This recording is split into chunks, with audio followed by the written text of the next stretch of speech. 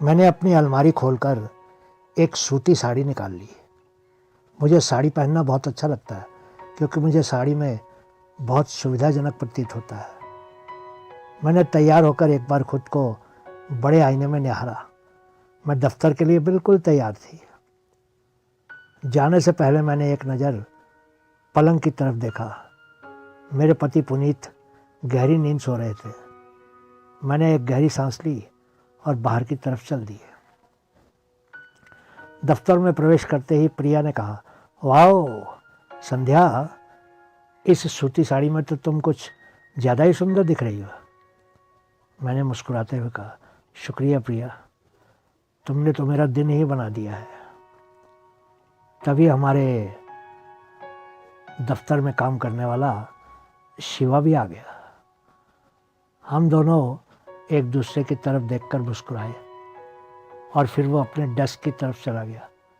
शिवा करीब 40 बरस का था, लेकिन उसका व्यक्तित्व बहुत ही आकर्षक था।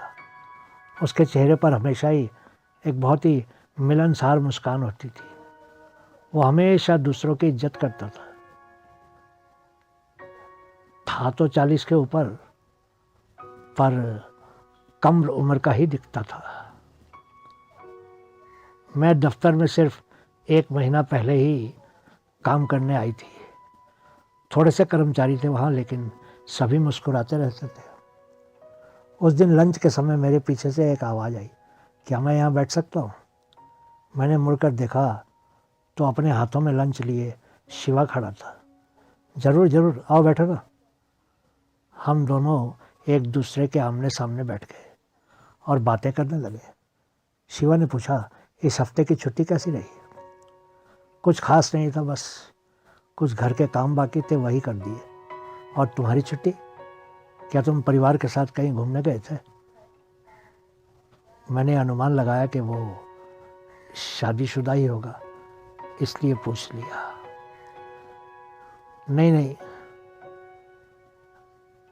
गए, बस घर पर ही रहा। होम थिएटर पर अपनी पत्नी के साथ एक फिल्म देखी। वो मुस्कुराकर बोला, ओह, प्यार करने वाला पति सच में तुम्हारे जैसा ही होता है। मेरे मुंह से अचानक ही निकल गया। मैं पुनीत के बारे में सोचकर कामना करने लगी कि काश मेरा पति पुनीत भी मेरे साथ समय बिताता। शिवा ने फिर कहा, मेरी पत्नी बीमार है, पलंग पर ही रहती है। 2 साल पहले एक भयंकर दुर्घटना हुई थी, बस तब से पलंग पर ही है। इसलिए हफ्ते की छुट्टी मैं उसके साथ ही बिताता हूँ। ओह, बहुत दुख हुआ तुम्हारी पत्नी के बारे में सुनकर।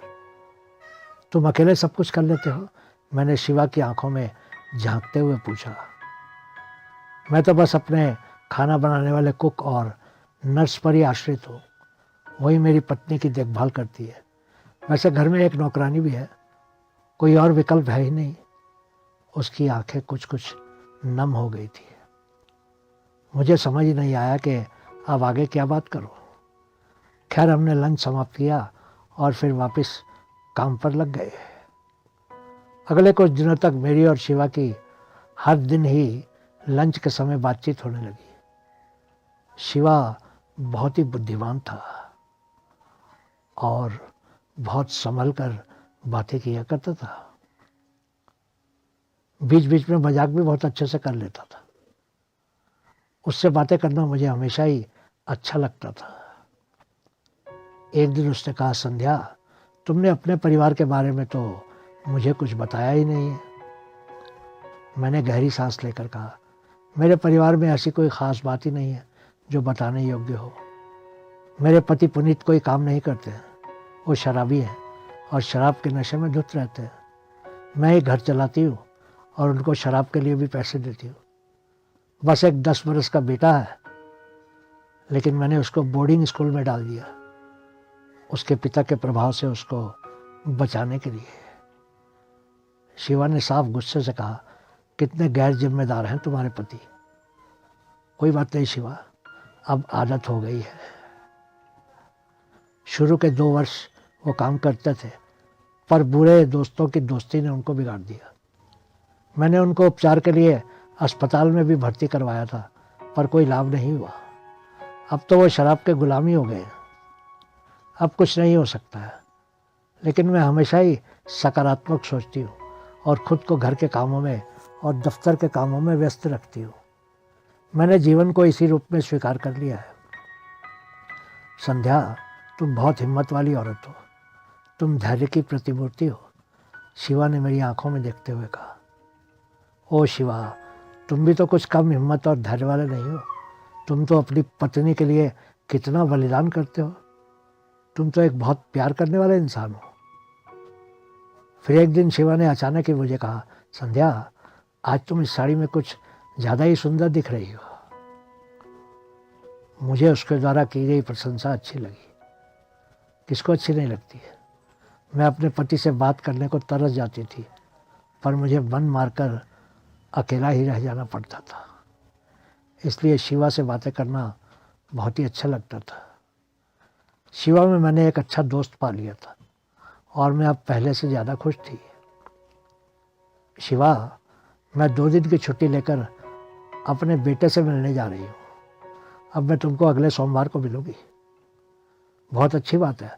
अपना ख्याल रखना और तुम्हारी यात्रा सुरक्षित हो। वहाँ पहुँचकर मुझे मैसेज भेज देना। उसकी आवाज़ में चिंता थी, जो मुझे और भी सुखद लगी कि कोई तो मेरे बारे में सोचता था। जब मैं शहर से बाहर रही, मेरी और शिवा की फ़ोन पर दिन में 2-3 बार बात होती रही। वो बीच बीच में मैसेज भी भेज देता था। मैं उसकी आभारी थी। कुछ दिन के बाद हम दोनों को ईमेल मिली कि हमें एक कॉन्फ्रेंस में भाग लेने के लिए 2 दिनों के लिए बेंगलोर जाना था।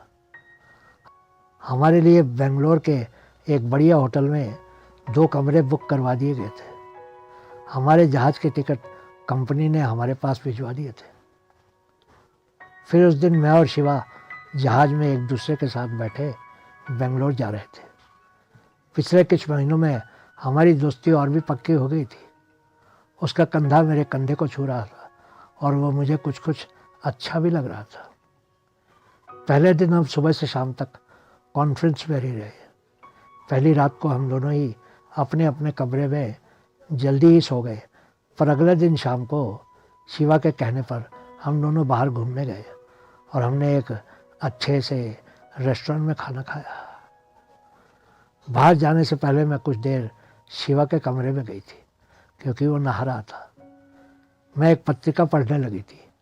तभी बाथरूम का दरवाज़ा खुला और वो सिर्फ एक तौलिया लपेटे हुए बाहर आया।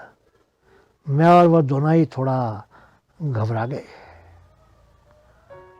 मैंने अपनी आंखें नीचे कर ली, लेकिन तभी उसने पीछे से मेरे चेहरे को ऊपर उठाया और अचानक ही होठों को चूम लिया। मैं भी खुद को रोक नहीं सकी और मैंने भी उसके चुम्बन का जवाब दे दिया। कुछ ही देर में हम दोनों एक दूसरे में पूरी तरह से खो गए थे। मेरे लिए कई वर्षों के बाद वो एक बहुत ही सुखद अनुभव था। कुछ देर के बाद हम पलंग पर साथ साथ आराम कर रहे थे, पर दोनों ही जानते थे कि दोनों को वो मिल गया था जिससे हम दोनों ही काफ़ी समय से वंचित रहे थे। मेरे दिमाग में बहुत से प्रश्न उठ रहे थे कि जो कुछ हमने किया था वो गलत था, कि हमको ऐसा करना चाहिए था, क्या मुझे उससे प्रेम हो जाएगा, अब हमारी दोस्ती कैसे रहेगी। मैं कैसे इस तरह से बहक गई थी। कुछ देर के बाद हम बाहर घूमने गए थे और रेस्टोरेंट में खाना खाया था, पर उस शाम को हमने एक दूसरे से कुछ ख़ास बात नहीं की। जो कुछ होना था वो तो हो गया था और अब कुछ भी नहीं किया जा सकता था। जहाज़ में अगली सुबह वापस आते समय बहुत से प्रश्न मेरे दिमाग में फिर से उठ रहे थे, पर मेरा मन बहुत खुश था। मैंने अपने अंदर की गिलानी को भुला दिया और आंखें बंद करके अपना सर शिवा के कंधे पर रख दिया। जब मैं सोकर उठी तो मैंने निर्णय ले लिया था कि हम दोनों ही अपने अपने जीवन साथी के साथ रहेंगे और उनकी देखभाल करेंगे, लेकिन अपनी इस अजीब सी दोस्ती को भी आगे बढ़ाएंगे।